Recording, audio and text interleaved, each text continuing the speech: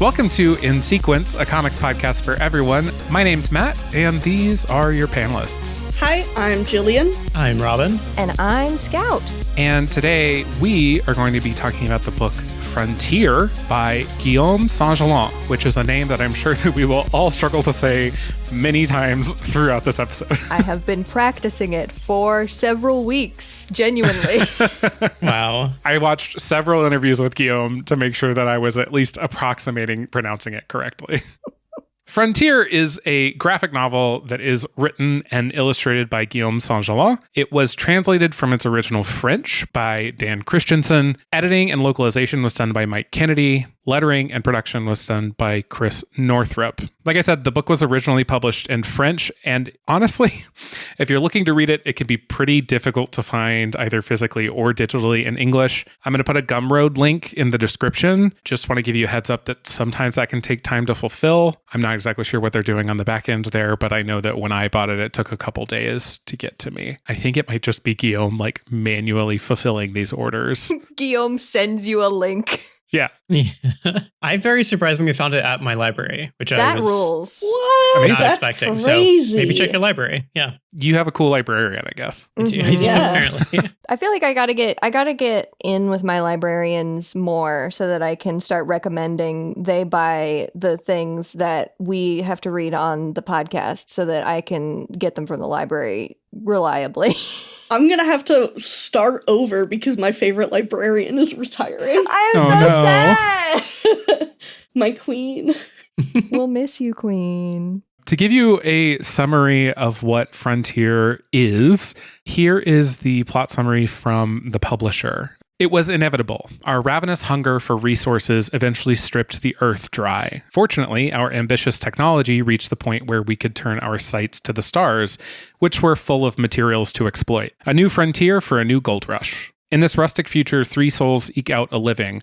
Ji-soo, a scientist with a passion for discovery, Camina, a feisty battle-scarred mercenary, and Alex, an asteroid miner who's never been to Earth. Through their exhausting daily lives, they each dream individual dreams following their own road toward that horizon. But when these paths cross, those dreams change trajectory, taking them all in a direction that they couldn't have imagined. What will become of humanity when it is completely disconnected from its cradle, the Earth? This is a story that I think starts with Ji-soo. It is definitely an ensemble book, but it starts with Ji-soo and the sort of independent space probe that she and her team are building, being gobbled up financially by this giant energy company. And it follows the lives of several people who have been affected by that same energy company at different points in their lives. It's a book that's told in a kind of a strange timescale and several different periods of time, but also from different perspectives that sort of collide and then disperse out again. It's a really neat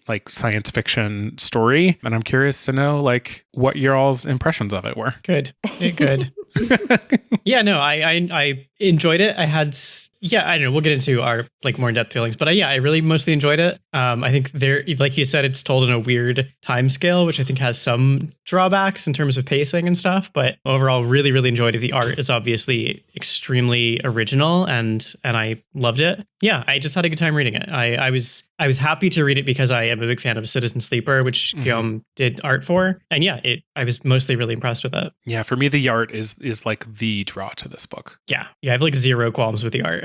Yeah, I enjoyed it. I will say I don't think I enjoyed it as much as I've enjoyed several other things that we've read for this podcast. Mm-hmm. But as everybody mentioned, the art really is what I enjoyed the most about it. I really, really loved the art and designs that we see in here. Yeah, I enjoyed it, I think, more than I expected to. That might just be because I truly had no idea what it was going into it. I had pretty much no context for it. I definitely have some issues with some of the storytelling, which I know is something that we're definitely going to be talking about later. We all have thoughts that I'm really interested to hear about that. But there are a lot of moments that are really emotionally effective. For me, there were multiple times when reading this one that I got choked up just about sort of humans in general.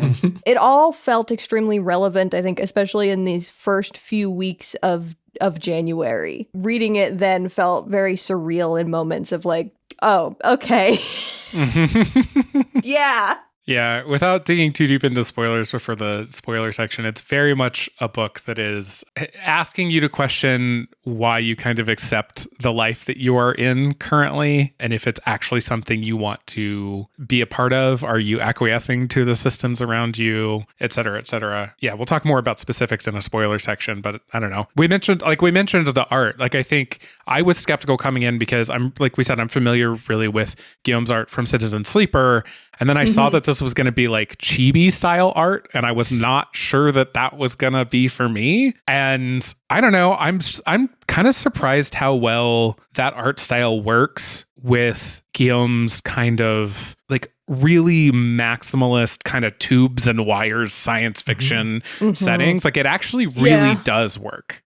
It feels like it would be so much more difficult to do all of the maximalist science, like spaceships and scenes, if they were not chibi drawn. Like, I can just imagine, like, there would be the people would take up more space. There would be so much more time would have to go into it. I still waffle on whether or not I like the chibi styles. I'm just picky when it comes to that sort of thing. Yeah. But I think for the way that this art is presented, like, I can't imagine them not being in the style that they're in, just because it works very well with the way that everything is designed and how, like, these group shots and, like, big spanning things work to kind of, like, show just the amount of crowds and people and things like that. I think it works really well. I think part of what makes this style of human character work in a way that I find really effective for this graphic novel is that Guillaume is also, like, despite working in this hyper stylized and very cartoonishly proportioned way with the characters, there is still a lot of thought put into weight and movement. All of the characters especially in the action scenes, continue to move in the same way that a fully realistically proportioned character would, and there is a lot of consistency there that I think makes it work. Even when, like, Alex is in the water and is just kind of, like, suspended, like, that to me too, I don't know. I'm with you that there's something about the way that he draws these characters that contributes to the sense of, like, understanding the space around these people. And in that scene specifically, understand how the water is affecting, like, Alex's buoyancy, right? Yeah. You mentioned the action scene, Scout. I will say the one thing that took me out of it slightly was the first time there is a scene of violence of someone being, like, shot, and you can see, like, blood spilling. It was really shocking because they're kind of proportioned like babies, and I was like, whoa. Yeah. Like, it was really upsetting in a weird way. It really surprised me too how hard they went on 0G violence in that early scene, for sure. Yeah. But once I got used to it, I did really like it as well. Like, everyone's kind of, like, round, which is a nice contrast with the sort of the spaces that they're in. And I think it also draws a lot of attention just to their faces, which are, like, pretty simple, but there's also a lot of, like, interesting expressions here, and just a lot of characters design centered around, like, hair and eyebrows and things like that that really shines with, like, this cartoony kind of style. We got some big eyebrows. We got some big eyebrows. One of my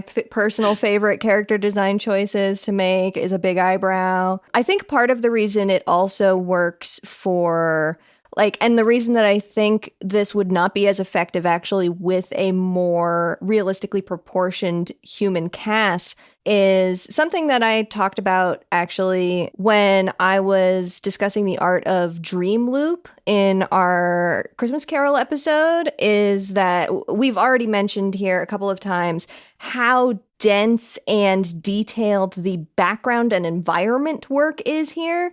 And usually when you're working in comics especially, you want to play on the contrast of high detail areas and low detail areas. And in most cases, that means your characters are going to be the most detailed part of your panels, like generally, if you're working with, like, unless it's a setup image or something, then your backgrounds will be less prominent. But here, there's so much going on in the backgrounds and the environments, and they're so important that actually having these very cartoonish big heads, these big faces with not a lot of line work, there is a lot of empty space in these heads, ends up drawing your eye to it for the same reason that your eye would be drawn to a character in Dream Loop, which is it's the least dense area of lines compared to the rest of it. And so it is the zone of contrast. Honestly, thinking about it, I think there's only one of the character designs that I think really suffers from the big head syndrome,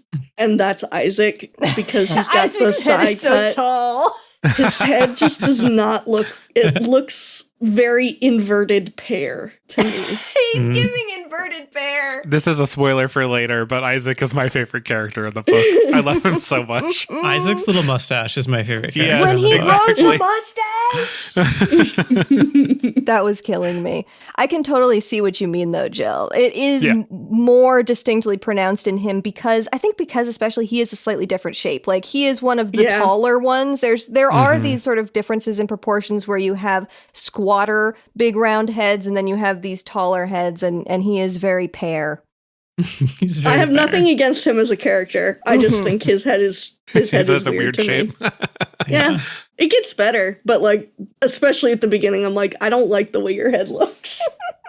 Yeah, you mentioned briefly, Jill, the way that it kind of like packs characters into these crowd shots. And I think that is a real strength of this book, where like it takes place mostly on like space stations and stuff where there's just like a million people kind of crammed in together. And I think you do see like a wild variety of character design. Anytime there's like a crowd, which is very, very often because of that kind of density of people, there's just so much variety in the way that people look. And every time that happened, I just had a really good time just kind of picking out my favorite little designs from all of them and just imagining the stories that they were, like the kind of lives they were leading. And I think that's just a really cool thing that you can do with a person who's on screen or on page for a single panel. It's just very expressive in that way. Yeah, I put one of the like screenshots that I had taken of, it's like near the end of this walk and talk moment where Alex and Ji-soo have recently met, and they're kind of back at the barracks on this space station, and it's just like packed with random characters and like their clothes hanging off of like clotheslines, and you can like see into some of their little bunks, like who these people are and what are the kinds of things they keep in these spaces. It's cool. Yeah. Matt, you just mentioned the walk and talk, which is a thing I wanted to highlight. I don't know that I've ever considered doing a walk and talk in a comic, but there's multiple Aaron Sorkin-ass walk and talks in this comic, and it really works for me. Yeah, they do work. The one where Ji-soo is being shown all around and they're like, here's where the managers sit. Here's where the like recyclers or whatever sit. And it's just such a cool way of showing you just like, here's a bunch of different rooms in this space station and what's going on. Like it really worked. It worked really well, I thought. Especially when the environments are kind of an additional secondary cast in this book in a lot of ways. Like it feels so important to showcase the scope of the places that we are. And that's a really effective way to do it subtly so that it's not just like a bunch of shots without any story happening. It continues the dialogue, it continues the story that we're getting, but allows us a moment to look around at this place. I think the other kind of like hallmark of the art here is just like clutter. Yes. Like every space is so full of detail in a really interesting way. Like, I don't know, I'm a person who likes clutter. It makes me feel like I'm in a little nest. Yeah. And it just feels like every environment here is just strewn with like books and water bottles and wires connecting things. And I feel like you could just spend an entire day looking at some of these panels and just kind of trying to decipher what all these little objects are and what they say about the people who are using them. I want to chew on all the wires that are like twisting around in these spaceships. It's so like, I don't know how else to describe it, except I just want to eat it. Like the design, Tide Pod energy. Yeah, the design of the spaceships and like all of the like mechanisms and wires and tubing is so like so interesting to me and such a excellent part of the backgrounds, and I'm just kind of like, I just want to put my hands all over it. The forbidden Twizzler. The forbidden Twizzler. I don't like Twizzlers, but the forbidden Twizzler. I don't like Twizzlers either, but it was the most rope-like candy I could think of. That's like a Singelin classic. Mm-hmm. Oh yeah. So weirdly, one of my favorite Guillaume Singelin pieces of art is the Marvel Snap rescue card that he did. I just put that in the Ooh. chat, and I'll put it on the show art somewhere. I love that. Yeah, it's just like the rescue armor with a ton of tubes running off of it, and like that like really distinct line style that he's got, you can see. And like also he's doing something with his colors that like is almost grainy. Like it looks like film grain, you know? No, 100%. Yeah, I have a particular brush that I use a lot for texturing stuff, and I think I have literally named it in Procreate favorite noise brush or something. But there is a particular way that you can, in digital art especially, like add these layers that make it noisy, like you said, like a film grain or like a lower quality digital picture, like photograph taken with your phone or whatever, that just has a particular je ne sais quoi. Mm-hmm. Oh, I wanted to circle back to environment for a second and talk a little bit about how so much of this stuff and so much of the environment work, I think especially on the space stations, that I found really compelling and interesting, is this sense of how the world is familiar, but in kind of an unfamiliar way. There's so many spaces that look to me as though it's a place that I would have seen, except it's being used in a way that I've never seen it applied. I think there's even a part early on when they talk about the way that some of these areas have been sort of repurposed and rented out to different smaller companies, and that plays into that too. And there was actually even a note from Guillaume in the sort of behind the scenes sketches at the end of the book, where the phrase familiar and strange is used. And so I like that. It seems as though what I was picking up from the artwork is something that was very conscious on Guillaume's part as well. Yeah, I think that ties into the clutter stuff too, where it's like repurposed environments, like nothing gets thrown away. Mm-hmm. It's like just like that accumulation of things and uses for things building up over time in this community that I think it does a really good job of communicating. Yeah. Oh, and then the last thing I wanted to say about the proportions of the characters is I do really like the little nubbin feetsies a lot. I find those very charming. It reminds me of the way in Fire Emblem Awakening they couldn't afford articulated ankles, so nobody has feet. They just got them little nubbins. They just got little nubs. I think about that so often. I wonder to what extent he just didn't want to draw them. Feet are hard, is the thing. Yeah. Like, he's got detail. It's just maybe he was just like, you know what? Feet are difficult. I'm going to do something else, actually. And honestly, no shame. When you had this many people to draw, there's probably some body part that can make it to the cutting room floor. Yeah. I just love like the variation of detail. Like I'm looking at page 27, which is like sort of that, here's what the space station is. And you were talking about like, here's the places that, you know, other like companies can rent out. And then the next page is Ji-soo like smoking in the smoking area. And it goes from this like really broad, like we're drawing vague ideas of shapes so that you can just like understand what's far away, to I need you to see every moment of this. So I'm drawing like the way that the cigarette box is like slightly crumpled, you know? Yeah. It's just like, I don't know. I'm not an artist, so I'm always amazed by people's ability to go to know exactly the level of detail to bring to a particular scene or panel. For sure. Yeah, it's very skilled use of that kind of detailing in this across this whole graphic novel for sure. Well, and also those like, and I shared this with you all in our chat beforehand, but like these establishing shots of these environments. They're so good.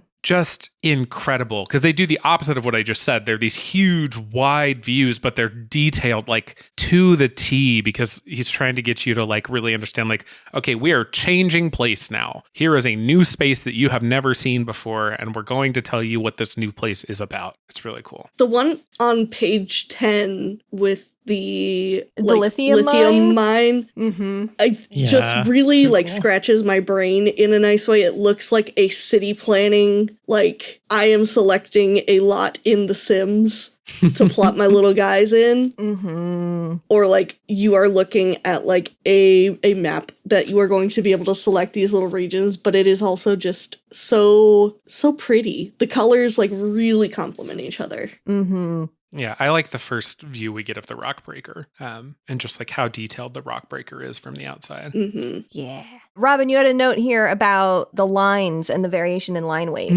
Yeah. And I saw that right before we started recording and specifically went and looked at Guillaume's Instagram to see if I could have an informed opinion for you. And it really looks like all of this was at least inked traditionally, which is what I thought was happening when I was looking at the art. Yeah. And just looking it looks at like micron pens. yeah, for, like, literally, I was everything. going to say, I bet that it's microns or some other kind of fine liner because like you pointed out, there isn't a huge amount of line weight variation. There's not a lot of like a line going from thick to thin and back again. It's more that there are very sort of routine and consistent different sizes where there's clearly like one size of pen being used for a certain number of lines and then a slightly smaller pen being used for more detail and stuff. And it's that's a hard look to pull off. And it's also one that I have always found very, very appealing to look at. So really, really good work there. Yeah. I mean, I think it helps with just how much is going on in like every panel where it's just like very clearly delineating everything, you know? Yes. Just kind of cramming as much as you can in there. Mm-hmm. I think especially when you're working with so much machinery, a machine is by its nature something that has less variation in it as far as lines and stuff. So it makes a lot of sense to use that when you're drawing so much machinery because it speaks to the sort of consistency and the hard edges and stuff of like all of these places and the materials that it's made out of. I was going to ask you, Scout, what you thought this like level of book would have taken, like how long it might have taken to make from, you know, someone as established as Guillaume. But I realized we have the answer. It's actually in the book at the end. True. He started drawing this in 2013 and it was published in French in 2023. That's craziness. Yeah. And a lot of that, like he describes his process, he wasn't really sure what these characters he was drawing were going to be until somewhere around COVID, or maybe right before, it sounds like, where he started putting a story structure around some of these kind of just explorations he had been doing. He knew it was going to be something, but he wasn't exactly sure what it was going to be. But it kind of took shape as a graphic novel somewhere around 2020. Yeah, it looks like the general feel and a lot of the character designs were honing in around 2018. I mean, it's hard for me to even conceptualize doing something like this, even as a freelance artist myself, even as somebody who has drawn for hundreds and hundreds of hours over the course of my adult life. This feels like it would be an insurmountable task. And I'm so impressed by the fact that it exists at all and that it's not the only thing Guillaume has ever done or was doing when this was being made. Because for me, I feel like I would be like, this is the thing that I'm doing. Yeah. I think the things I want to say about that specifically actually have spoilers. So I would like to jump into a spoiler section. So I'll give let's get the over there listener now. a moment to pause. I am really curious to know when in the process of creating Frontier, Guillaume started drawing for Citizen Sleeper. Because the thing that I took most from reading this book the first time, I want to be 100% clear. I adore this book. I see its flaws. I understand its flaws. I also think that, like, for me, it is like exactly what I want out of a comic book. That's what I mean by, like, I keep using the line, like, I think this is a perfect comic book. What I mean is, like, it's doing everything I want out of a comic book.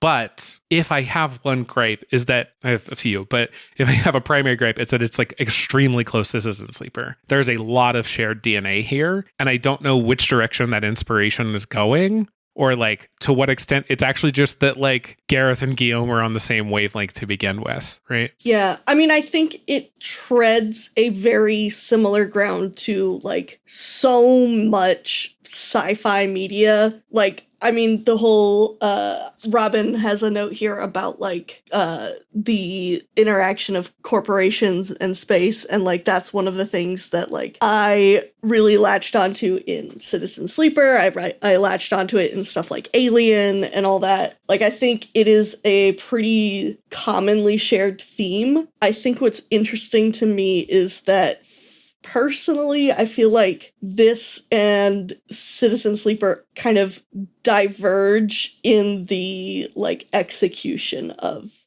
certain aspects of it. I feel like, because I feel bad saying like this one is a lot more fluffy than it is, though. Citizen Sleeper, but like it is.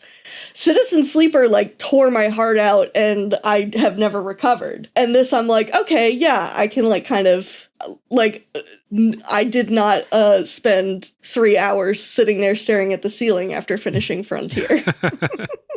Yeah, there's more of an adventure-y vibe to this one. Yeah. I have to imagine that is what drew them, Gareth and Guillaume, together, is this kind of shared preoccupation with these ideas. Especially if this began in 2013 or some part of it did, that would have well preceded that work on Citizen Sleeper. I don't know if how much of this was shared publicly before publication or what was out there, but it does seem kind of like if there are two people working on stories this similar and one's an artist and one's a writer, it makes a lot of sense for them to have paired up for a single project if they learn of each other's existence, you know? Yeah. Well, and Gareth told me when I interviewed them about Citizen Sleeper 2 that they basically reached out to Guillaume because they read one of his books and were like interested in it, and had all like Gareth's also done comics work in the past and is doing comics work now too. But yeah, it is interesting how much DNA they do share. Yeah. Down to like, you know, the idea of a space station as an independent entity among the corporations and a concern with bodies and all the corporate stuff that's in both of them. It's interesting. Well, I think one of my other gripes about the book is I think the book takes like a more didactic approach to that specific story. Like it's almost like I think that Frontier is almost telling you like, see, this is how it could be. Yes, and in fact, they have a character walking around telling you it's like his ideals and like the ideals of the community living on that space station. And I remember reading it the first time thinking like, okay, I want to see where this goes. And it's like near the end of the book, but I was still kind of like, I'm not sure that I love this moment. I think it ends up pulling off what it's doing there, largely because I think the book is interested in complications, like complicating these environments. Like even the rock breaker, it is willing to complicate by saying, here's what's actually working for these people, right? This is like an objectively like horrible place to be. And also here's why it still matters to people. That said, you all had some notes about Camina that I think are related to that as well. And I hadn't really thought too much about Camina before reading your notes, so I'd be curious to hear about that. I mean, that stuff kind of comes all at the end. I kind of want to work up to that once we can talk a bit more about Camina. I'll say my first like story thing with this book was being, I guess, surprised in a positive direction. Of it opens with this character Ji-soo, who is an engineer for it's called the Indy spacecraft that's going out there to search for life, I think, out there and in the cosmos. And it's this very sort of utopian. She's an archaeologist. Yeah. And the whole project has this feel of like optimism, and we're going to go out there and explore space. And my first thought was like, oh, it feels so sad how optimistic this all is when we are currently living in an era of like, you know, NASA has been destroyed essentially, and this kind of project isn't happening anymore. It felt like almost naive in a way to be exploring that kind of thing. And then the next page was some corporate asshole stepping in to destroy everything. And that like totally shaped my perception of the book. I think right off the bat, it made me think for a couple of pages that it was going to be this very, you know, lighthearted and nice, and we're just going to go out there and do the job, gang. And then immediately it gets undercut by this guy who is this more relatable to the situation with science we're in right now. That kind of made me think like, oh, okay, this is going to be a little more complicated again than it originally seemed. Yeah. Yeah, that stuff struck me very early. All of the elements in here with the friction between science and corporations and funding versus exploitation and all of that stuff. Like I said, all hits very close to the reality that we're living in right now. Yeah. Especially Alex's whole thing is that he's like, well, not even Alex, Ji-soo and Alex, I guess both are like held captive by this corporation almost. Yeah. Like could they technically leave? Sure. Right. But would it be good for them? Questionable.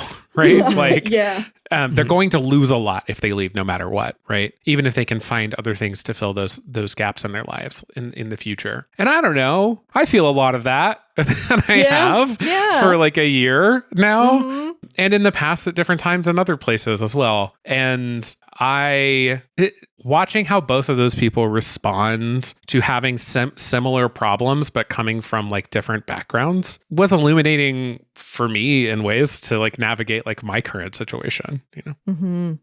Yeah. Yeah. There's a really early moment of Alex after Ji-soo has kind of given him a bit of a talking to and kind of monologued at him about what she thinks of the Rockbreaker station's place in all of this, and like the way that the Rockbreaker station is still like, sure, it's self-sufficient in a lot of ways if on a surface level, but it's still all to serve the corporation that funds it and owns it. And there's like a little bit of a company town feeling to the space station as well. And Alex is trying to think through this, and he's sitting in his little capsule hotel ass bed, and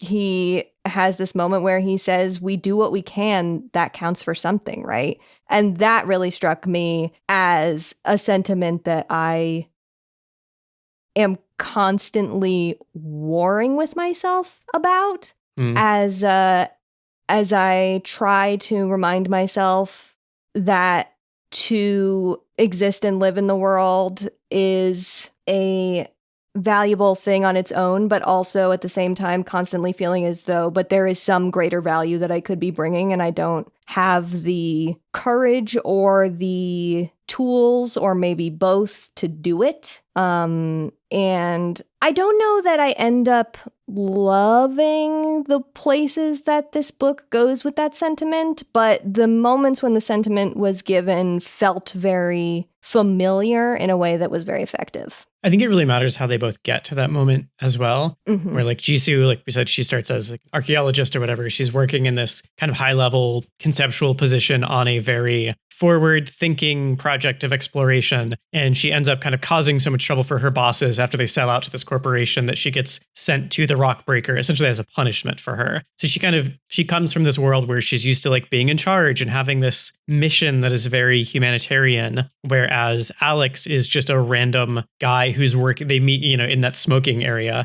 He's a laborer, he's working class. And so all he's really known is growing up on these stations and doing this kind of manual labor. And it makes so much sense to be in that position and to try to find a way to make that work mean something to you. Like, that there's no way you're getting out of it. And so it makes sense to be like, find a way that it matters and find a way that it can be for the good of the station and of your people. Whereas Ji-soo comes to a place where she has been given many more opportunities, it seems, in her life. And so it makes a lot of sense for her to be able to say, well, what else could I be doing that is entirely separate from this path that we're on? And I do think their relationship is really interesting because of those very different perspectives and the way that they have to find to work together in that. We also meet Camina on the way, who is the structure of this book, I guess, for the first, third maybe, is we meet Ji-soo, move through her story, and then it kind of flicks back and forth between her and Alex and Camina. Camina being this like mercenary who is involved in that attack on like a science vessel, who is in the process of that injured. She loses an arm and ends up having this like prosthetic attached. It's not even like a full prosthetic arm. She's like, just give me the shell that would protect the prosthetic arm. So she has this kind of like stump arm on her. And I don't know, one thing, like looking back through this, the first thing that she thinks, even though there are prosthetics that would allow her to continue doing work as a mercenary, the first thing she does is, I can't be a mercenary anymore because I lost my arm. Like it's so clear that like this is a way out for her in this like backwards weird way. It's like it's helping her. Where she literally, I just found that really interesting. Yeah, and she literally is offered an arm, like the arm is there, and she's like, no, just give me this. Don't give me a full arm. As though it's specifically she wants to not have that option in that moment. Yeah. Well, and she spends kind of the rest of the book kind of realizing like the parts of that she can and can't run away from. Yeah. And like the parts that are like just like stuck in her as a person at this point, and I don't know, and also like what her new life is. There's a moment right during that when we first see her sort of getting the prosthetic set up and stuff, when she is waking up from the anesthesia, it seems like, of getting medical treatment, and moves around a little bit and falls because she does not have the arm that she thinks she's going to have. That little bit of physicality and that sort of call out to something that was there and is now missing, I really, really liked. Yeah, I really like that series of panels too. She kind of like leans over on it and is like, whoa. Yeah, just like, whoa. The you think the stair is under you, but you stepped one stair too far, except it's for your whole arm. Yeah, they bounce back and forth between those perspectives of hers and Alex and Ji-soo until they end up joining up together. Yeah, where Alex and Ji-soo have escaped the rock breaker and like crash land on a nearby planet, that Minerva, which is where Camina has been working and as a scrapper trying to make a life after no longer being a mercenary. And she ends up like saving them from the mercenaries that Energy Solutions has sent after them. I really liked that scene. I really like that scene too. Yeah, it's really cool. I also love how Guillaume manages to take this like wide open space that's like beautiful and gorgeous, and then find a way to put a scene in it that's got like 1 billion people in a small space by bringing in the nomads. I love the nomads. Yeah, they're really cool. That sequence is great. I mean, this whole like, I do think the first like maybe 2/3 of the book works better for me than the last third of it. But this whole, like the whole building up to all three of them meeting, and then that whole sequence on the planet where they're together and trying to escape from the mercenaries, it's so well done. Like I think it showcases all their characters so well, and then like meeting and learning to work together. All that stuff is really fantastic. Yeah, that was definitely the highlight for me is that moment through them kind of making their way across the planet. Yeah, their stories colliding was a big one. Yeah. And it starts to feel, it's like the crew is assembled and now they're going to go off together. And that's the point where I started feeling like I kind of wish that this was a continuing series instead of a single book. Because I could imagine, I mean, like for one thing, I have a lot of issues with the pacing in this book. Like there's lots of things of like an idea is introduced, it's explored in one page, and then the consequences of it catch up with them, and then they move on to the next thing. And I feel like that could have been lessened a lot if it was just like a thing that they have way more time to cook with. The other thing I do want to bring up, though, is the reason that that Alex and Ji-soo have to leave the station, which is the other best part about this book, which is the little monkey, the little space monkey. Little space monkey in GOKU. a little space suit. GOKU the monkey. I just love little space monkey. So they find out like on the station there's someone experimenting on monkeys, and Alex gets upset because he's like, they're just like me, they're trapped, etc., and very violently frees a bunch of animals from captivity in another series of pages that I love, of all these animals like fleeing from the lab. But there's like, when they first like free this, or I guess he doesn't free the monkey escapes and he finds it, and that's how he realizes the other animals are there. But when they first find it, there's just this series of pages of them just like hanging out with the monkey. They somehow get a little monkey-sized spacesuit for it, so we can go on spacewalks with them. It's amazing. It's so cute. They're like, don't worry about it. We just got a monkey spacesuit out here. Well, we see one of like Alex's friends making it. There's one panel where she's got like a little sewing kit and is showing, and his little So face good. is so good. The panel at the top in this one, in the top left, where he's holding a little spray bottle and spraying down plants, he's wearing also pajamas. It's incredible. A better image has never been produced in a comic book. I am not immune to a really cute little monkey doing human stuff. Yes, it's so good. Jill, I know you're not a monkey fan. I'm not a monkey fan. Not a monkey fan. I don't know.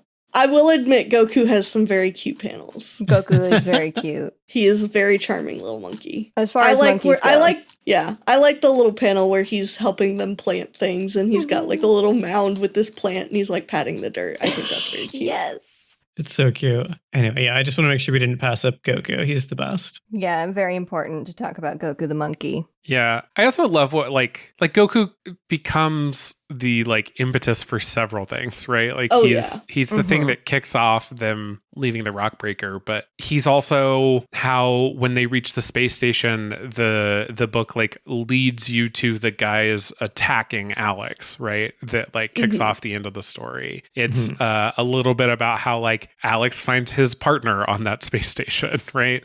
Yeah. He's both like an interesting character and also like a cute little narrative device. If you need something to happen, just send a monkey off to Send a go monkey find a off plot to line. something. I mean, like even that scene, like where they're like, I think Ji-soo wakes up and is like, "Hey, is Goku at your place?" Yes, that's so. Yeah, that is really like cute. that. Yeah. And that's one of those things where like I do think like a more serialized thing would work here, but there are these time jumps that actually do a good job of establishing like the passage of time and how their lives have changed, because that's at a point where they've set up on this kind of independent space station, and there's just like a series of quick panels that are like Alex spending more time with the woman who he eventually like marries and has a kid with, and you know, Ji-soo getting more settled and Camina doing little jobs and stuff. And it just has such a good sense of like the sort of domesticity that their life eventually takes on this weird space station where like they're neighbors and she can call and be like, hey, you know, did Goku come over? Is he hanging out at your place? Yeah, come see him later. It almost becomes like, I can imagine like a sitcom that just happens to take place on this space station with all their little adventures. Is this a good point to talk about pacing, or have you kind of covered everything you wanted to say about pacing? No, I think everybody. Yeah. I mean, I guess that is kind of just what I feel about it, is that it moves so quickly at times. Like, I think especially like the way that it was introduced with moving between perspectives, setting up all these characters, they finally get to be together. And then from that point on, it just feels like every little chunk of story could have been as long as the previous like setup stages of the book. Like, especially stuff when they get to the station. It feels like that moves so quickly. It goes really quick. Yeah, I agree. Well, it feels like there are several points that like once they're all together and they meet up that like you don't get a moment to sit with the resolution of a situation. Yes. Yeah. Well, even that section where they're like saving the station from the like runaway like cargo that's like fallen off of a ship, and they discover that like some of the cargo is people, right? Yeah. That could have been an issue of a comic book. Yeah. And instead it's like a 3-page little snippet. So yeah, it's definitely kind of breakneck pace. I think it's like at the expense of certain characters sometimes. It kind of goes in and out on which character it's focusing on at any given moment.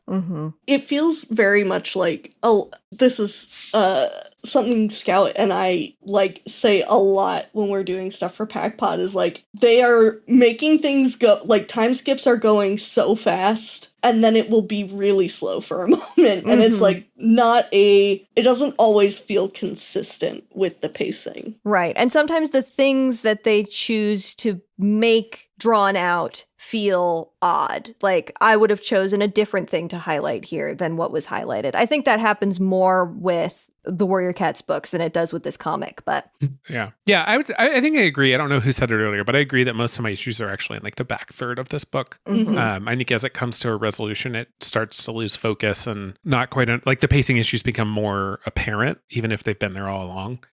Yeah. But I still come away from this book being like, man, that fucked. Like that's the thing. Yeah, I enjoyed reading this. Like every bit of it, I was like, yeah, I'm glad I'm reading this book. It was just like I can kind of see the seams at the same time. Mm-hmm. Yeah, I appreciate that it has the willingness to have such a like a bleak setting and still tell like a pretty fundamentally like hopeful story. Mm-hmm. Like there's moments in this book where like you're concerned for people and it's not like nothing's happening, but it's also not, there's never a moment that I'm like, this is a cynical piece of media. Yeah. I don't know, there's so much out there that I'm always going to be interested in like the earnest, like hopeful stuff these days. Like I can find cynicism wherever I want. That, I don't know. I appreciate that in this book. And I know we keep making the Citizen Sleeper comparison, but like that game is doing similar things and it ends up being, I think, ultimately hopeful, but it's still much more bleak in like it's like, minute to minute storytelling. Yeah, its process is far more bleak than Frontiers. Yeah, I think when we see those actions and like people acting cynically, it's always at the behest of the corporations. It's always like the decision makers making things harder for the people who have to carry out their orders, which feels very realistic in some ways. Yeah. But also means like your characters on the ground get to have those moments of like solidarity with each other while the story can still maintain stakes because there's someone at a kind of like management rung above them making their lives more difficult. Yeah. Which I think is a good move. I think if you're looking for realism, it's probably not the right move, right? Like, because I think there's a lot of people that like I interact with in my life who are either like aggressively bootlicky or are just like unaware and just like not plugged in, right? We don't see those characters a lot in this book. We see a couple of them. I think the guys that Alex attacks that work for that like science corporation on the Rockbreaker that eventually come back to the space station, those guys are about as close as we get to your sort of like average Joe who is also antagonistic or like doesn't share the ideals with our leads that the other characters do. Yeah, I think that gets us into like my sort of ending, my issues with the ending. Like you said, when he was freeing the animals, he attacked some people and they end up on this free station. And the instant that they're there, they see Alex and decide to go attack him or like try to kill him and Ji-soo. And then Camina comes in and they're able to fight them off at that point. But there's this plot line where I guess we haven't talked much about Camina, who is probably my favorite character in this book. Yeah. But she has had this thing where, she's an ex-mercenary and the skills she's had from that like come in handy a lot, like in saving Ji-soo and Alex's lives. But when they get to this kind of independent station, there's this idea where they want it's this very utopian kind of setting where you have to, you leave your weapons at the door and there's no one there who is like doing violence. And Camina is set up as a person who kind of can only do violence or has been trained to only focus on violence. And because of that, there's like no place for her. She can't stay on the station because that's like not the kind of world that they're building. And I just don't think that story works. For one, because it's like, it's weird because there's so much in this story that's about like people who have lost their purpose, finding a new purpose somewhere else, doing some other activity by banding together. And that's like denied to Camina in a way that feels like she is getting singled out. But also like this idea that this station, like throughout this book, we have seen like the corporations are willing to send contract killers to kill you if you escape from their employ, right? That's what they do with Alex and Ji-soo. And so the idea that the station could survive without violence feels naive because there are very powerful people in the world who are willing to use violence against you. And it's like as soon as she decides that there's no place for her here because of that history of violence she has, two people show up on the station who immediately attack others, and those people only survive because Camina is willing to do violence in return. So it's like this message the story is trying to tell is contradicted by itself, like by the events of the plot. So it simultaneously feels like naively utopian and also kind of it does feel kind of cynical to say she can't be reformed. I was going to say, also feels a little illogical. That this feels like the one cynical thing in the book, the most cynical thing in the book to me, for sure. That is definitely like her storyline is the one thing that like left kind of a gross taste in my mouth, specifically the ending of her story. Because I feel like leading up to it, I think she's a really complex, excellent character. Yeah. But the way that the narrative treats her saying like, well, she's always a weapon, she's never going to be able to change, essentially, it feels gross to me. It feels like it does not allow her any agency. It does not allow for like the opportunity for growth for this character. And it also, as you said, Robin, it feels very naive and like unrealistically utopian that they are thinking this space station can survive in this world without someone being able to do the necessary violence, because I feel like it's trying to say like all violence is unnecessary, but the story is also showing that like, I don't know, man, sometimes you need to kind of protect yourself, or sometimes that's the only way to make the change is to get that done. And it feels very like saccharine and hopeful in that way that like really threw me off, and I just couldn't really like enjoy that aspect of it. It's interesting. I do think it's messy. I took it more as a criticism of that free station than as like a message that the book was trying to get across. Like I said earlier, I think the book is willing to complicate most of the things it introduces, and so I saw it as sort of the like much necessary complication that I thought that station needed. But agree that like I think it, despite thinking that about how it complicates the station, think it's messy in its delivery and like undercuts what it's trying to say.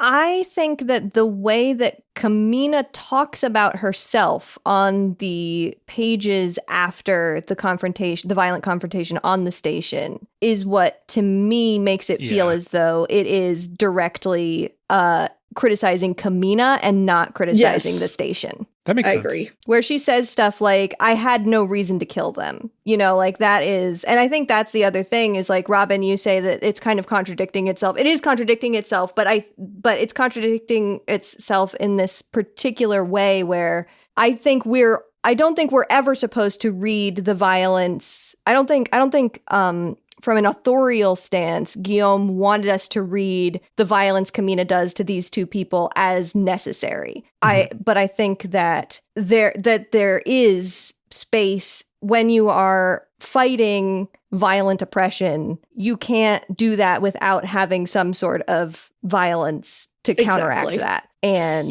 like Jill said, I feel like the specific line that made me feel like it was less her choice was like, weapons aren't allowed and I am a weapon. Like, it felt very like, okay, it may not have been the intent, but it did feel like a condemnation from the space station of like, rather than her choosing like, oh, I can't go back, it felt very like, they are not going to let me back.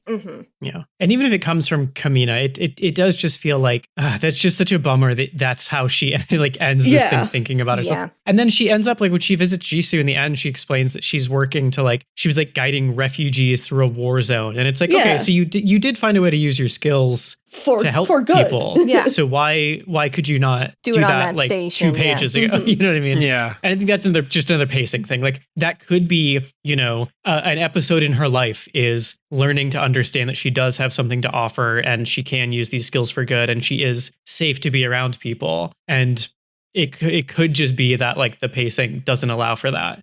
But the way it's delivered just feels undercooked. Yeah. I mean, in a different world, that could have been a 3-issue mini of her. Yeah, like, sure. you know, like maybe she does get kicked off the station. She does say that about herself. But then the next 3 issues of this ongoing are her figuring out this job to guide refugees and like coming to terms with the fact that like this is a skill that is helpful to people, right?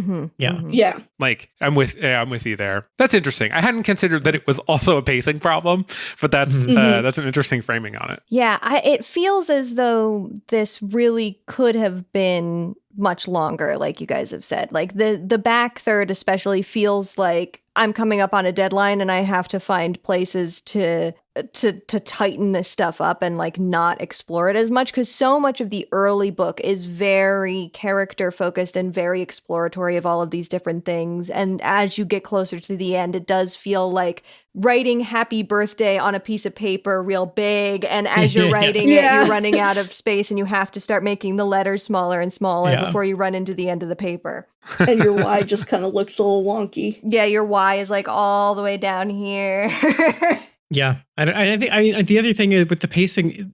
Whenever I think about that pacing stuff, though, I'm also like, well, another reason why I want it to be, or I wish it was a series, is because I want more of it. You know what I mean? Like, it's there's like the negative side of it, but also the whole time I'm enjoying it. So there's a positive side too, where it's I would read an entire book this. of Ji-soo after she leaves the station, like chilling on this planet. Totally. Ji-soo was my favorite. I love like this sweet scientist. I mean, I said it, but Isaac is my favorite character in the book. And I think it's just like his admiration for Ji-soo and then like eventually becoming Ji-soo essentially. Yeah. I just find it so cute. And He's also such the a little mustache, guy. growing the mustache is just like a perfect button on that character. There's something very trans mask to me about him growing the little mustache. No, for sure. Totally. I don't know that I particularly have a favorite character because they all feel so intertwined to me. But I think that a lot of the moments that ended up resonating with me the most were Alex's moments. I think Alex is the one that I relate to the most in a lot of ways. And so, though I don't think I would have violently freed a bunch of animals, because for me, now maybe this is just me being an animal kid, but I'm looking at that and I'm going, those animals cannot survive like that. That he is just condemning these animals to a different kind of death. I'm glad that Goku's okay, but what happened to the other animals? They say that in the book as he's freeing them. They're like, what are you doing? These are not going to survive.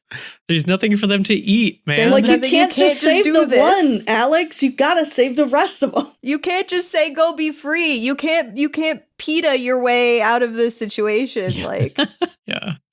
That moment that you pinpointed earlier with Alex was like a moment that I loved as well, of him being like he just been scolded by Ji-soo and him being like, she can't be right, can she? Like this has to have been worth something. Like is just tear your heart right out. Yeah, absolutely. I just sent you all a screenshot of a panel near the end in Ji-soo's house. I just love this house that she's living in with all the plants so nice. And the books around her chair. She's got so many cats. A little kitty in her lap. There's like 7 cats. This is my ideal retirement situation. Did any of you play the Cosmic Wheel Sisterhood? Yes. Yeah. It reminds me of, I don't know if this is different in any different endings, but there's at least in an ending that I got in that game, the main character's like living in an apartment as an old lady. And this reminds me of that. Yes, yeah, totally. Yeah, that was a good game. I liked being able to make my own tarot cards. What a fun time. That's a good time, for sure. I wonder if Guillaume's done a tarot set. He would do a good tarot set. I would love, especially if it's like kind of sci-fi-ish themed. Ooh, I would buy the heck out of that. Do we have any favorite like panels or pages that we wanted to call out? The moment where during the when there's sort of the runaway debris that is about to collide with the independent station, and they send out the distress signal, and all of these people who were just around doing other jobs respond to it and come and help to keep this station from being absolutely destroyed by debris, is where I got my note, hey, do you ever think about the endurance of human kindness and get really fucked up about it? Yeah. Because that was a moment that really struck me. And it's not even like we never really see those people again. It's just that they appear for this moment and they go out of their way to do something to help people that would not have survived otherwise. And I think there's a couple different moments of that throughout this whole book, but that one really stuck out to me as just like, man, sometimes people can do good things, and sometimes it feels like that is an impossible task when you open your news feeds and you look at the headlines, and sometimes it's important to find that where you can and hold that memory. What's that Mr. Rogers quote? Anytime there's a disaster, you have to look for the helpers. Yeah. Mm-hmm. So that part really stuck with me.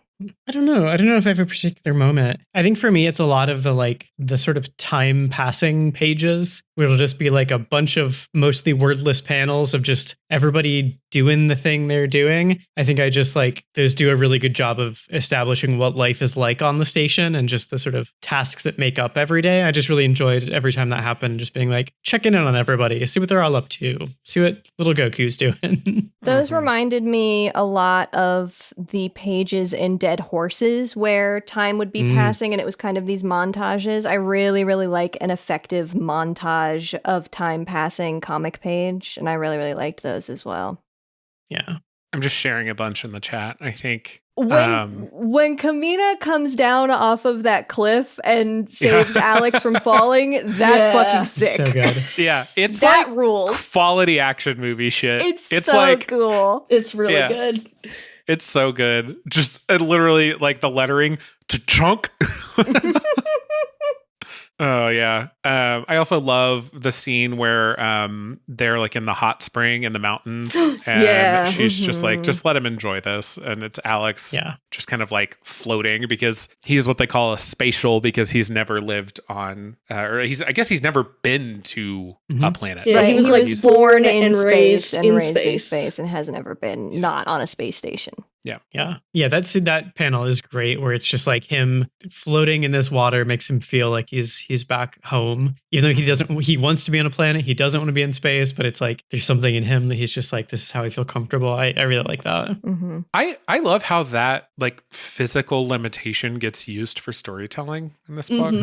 Like they eventually, because the inverse is true with Ji-soo, is she can't handle being up in space for too long. Yeah. And they're like kind of destined, despite being like very close friends, destined to be apart, which is interesting. It's a compelling sort of narrative piece. And maybe is used for the effect of like talking about how close they are and how close this like little community is and how they can still help each other from afar. I also love when like he wakes up shortly after he's like been almost dead on Minerva, and he like wakes up in the shuttle because they've like gone into space to like save his life essentially.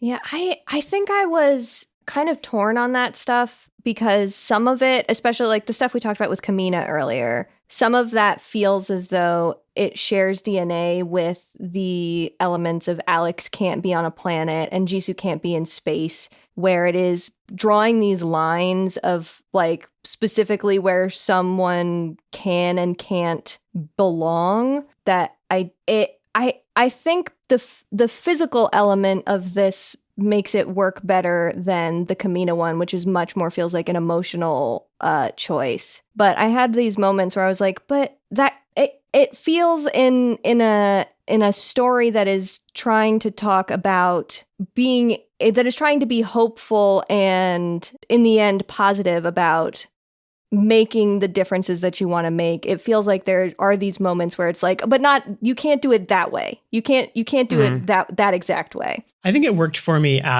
because it's so sad. Like I think as like a sort of tragic aspect to the story, you know, it's like, oh, I wish they could make this happen, but it's like they're just not physically like comfortable there, you know? Yeah. I think that works for me because it's always like when it's a social thing or like a thing of like, I don't feel like I belong. That's always something that you can work on. But then the fact that it is like, it makes me physically ill to be here, like sucks, but I think is like a poignant part of the story. Like, I wish I could be there, but I know that I will always be sick if I am, you know? Yeah. It's like, it's harsh, but I think that it didn't hit me the same way. Yeah. I think especially pulling thoughts about chronic illness and disability and stuff, bringing that lens to it makes it feel less mean in like to the characters. And I think I if I go through that lens, it feels better to me. And I like it better that way. There are things that happen that you can't change sometimes, you know, like that. Yeah. I don't know. I have definitely felt in places, not necessarily like somewhere in between those two feelings, right? Where it's like, I have definitely been in places where I'm like, I don't really want to be here, but it's the thing I need to do right now, so I'm going to do that, right? But I've also been in places where it's like, I could keep staying here, but like my mental health would be ruined Right. Yeah. And so I decided against doing that. I just like got myself out of the situation. And sometimes that is I don't know, I kind of resonated more, especially because it was like a physical, like I'm literally going to actively die today. I didn't take it the same way that you did. But I am interested in like what Guillaume is interested in saying about places we belong. I just don't know that like I got the answer in reading this book. Yeah. Also, sorry, I'm just reading your note, Scout. Apparently, there's a note in the early drafts that Camina was a man originally. Yeah. So congrats to Camina on her transition. Yeah. Good job, Queen. That's cool. Any other things that we want to make sure we talk about? I do want to read this quote out. The one where underneath it I said it got too real. I need to leave, actually. When I'm talking about the ways in which this comic feels extremely close to the life that I'm living right now. There were massive layoffs at Energy Solution. At first, they tried to replace the old timers with inexperienced, underpaid newcomers. Their shares plummeted, so they got rid of all positions they deemed non-essential. Medical examinations are now conducted by artificial intelligence. Life had become unbearable on the Rockbreaker anyway. Welp. Even in space. Even Get away from the AI. Don't give ChatGPT your medical records. Oh my God, that happened this week, didn't it? Yeah. Yep.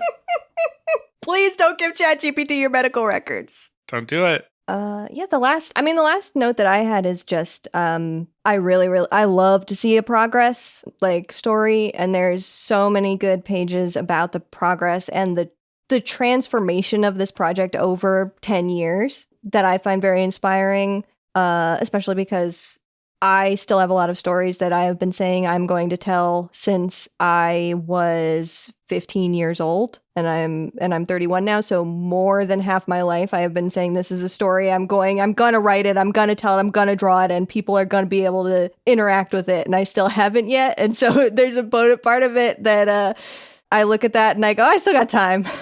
Yeah, always got time. Oh, I got plenty of time. Anybody else before we? No, I think I've said my pieces. All right. Well, if you want to read anything further, you might check out Citizen Sleeper, which we've talked about several times. I should really play that. Guillaume was the primary artist on Citizen Sleeper, does all the like character portraits and all the above. That was the first thing that I ever consumed that had his work as a part of it. You will notice the comparisons immediately if that's something you've not ever played. You might also read Guillaume Singelin's PTSD. I don't know a ton about this book, but I have only ever heard good things, and it's kind of like the thing he was known for before his work on Citizen Sleeper. Also, he has a upcoming graphic novel that he did the art for. He didn't write this one, called Shin Zero, and it is about like Renta Sentai.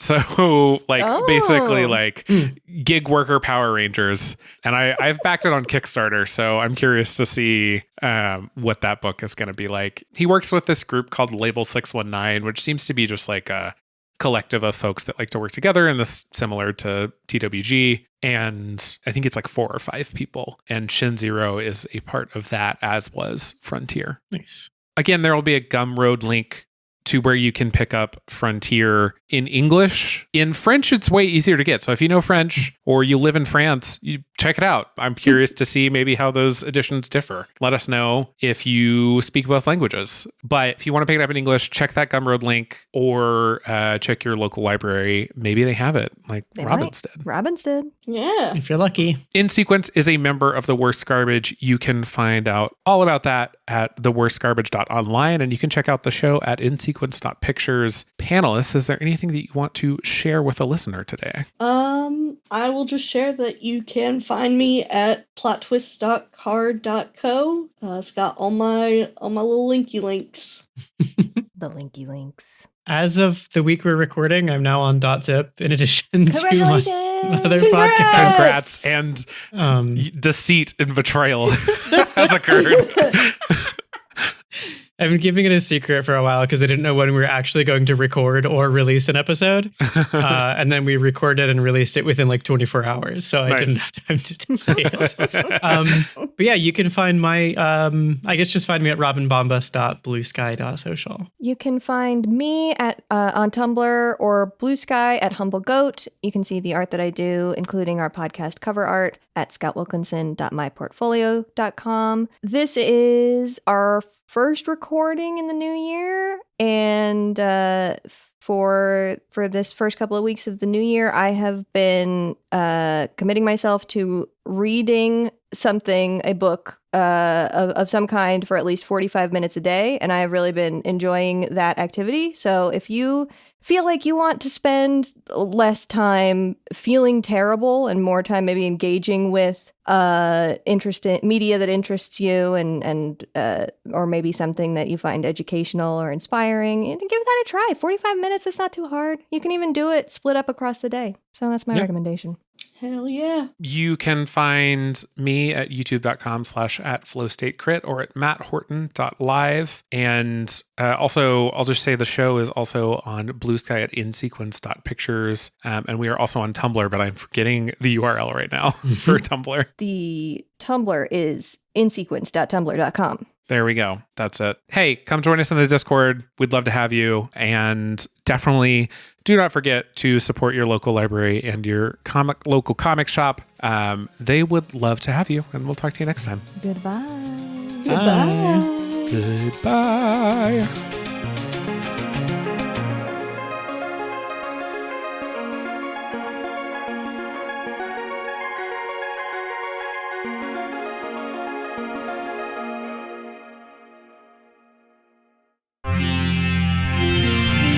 TWG, the worst garbage, online.